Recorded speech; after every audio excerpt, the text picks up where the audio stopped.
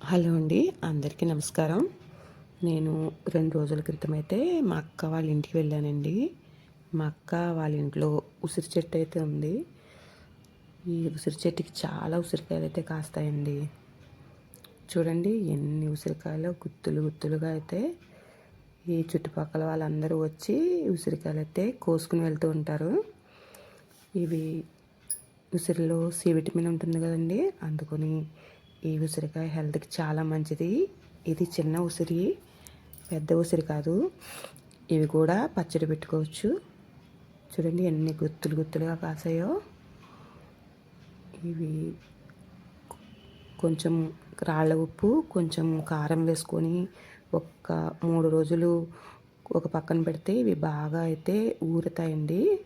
తినడానికి చాలా బాగుంటాయి. అంతేకాకుండా ఇది పెసరపప్పు వేసుకొని ఉసిరికాయ గింజ తీసి పప్పులో వేసి వండుకుంటే చాలా బాగుంటుంది. మంచి టేస్ట్గా ఉంటుంది. కందిపప్పు అయితే బాగోదండి, పెసరపప్పు వేసుకోవాలి. ఇవి చూడండి గుత్తులు గుత్తులుగా అయితే కాసాయి. నేను చిన్నప్పుడైతే ఈ ఉసిరికాయలు ఎక్కువగా తినేవాళ్ళం, కానీ ఇప్పుడైతే తినలేకపోతున్నాం. ఇవి నేను మా చుట్టుపక్కల ఉన్న పిల్లల కోసం అయితే కోసి తీసుకువెళ్తున్నాను. ఈ ఉసిరికాయలు చూస్తే ద్రాక్ష పళ్ళు గుత్తులు గుర్తొస్తున్నాయండి. చూడండి ఎంత గుత్తు గుత్తులుగా కాసాయి, ఎంత బాగున్నాయో. ఇవి చూడటానికైతే చాలా బాగున్నాయి. ఇవి కింద ఉన్నవన్నీ నేను చేతులా కోసాను, కానీ పైన ఉన్నవి నాకు అందలేదు. అవైతే ఒక చిన్న కర్ర పెట్టి కొట్టానండి. అవి కింద మట్టి అవ్వకుండా కింద ఒక బరకం వేసి ఇవి కర్రతో అయితే కొట్టాము.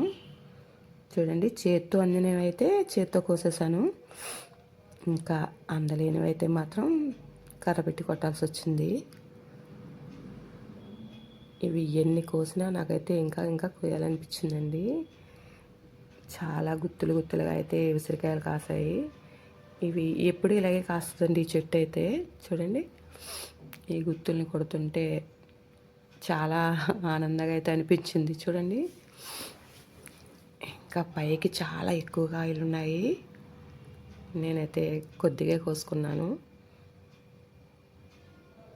ఇవి అలా కొడుతూ ఉంటే కింద రాలితే అవి మట్టి అవ్వకుండా కింద ఒక బరకం అయితే వేసాము.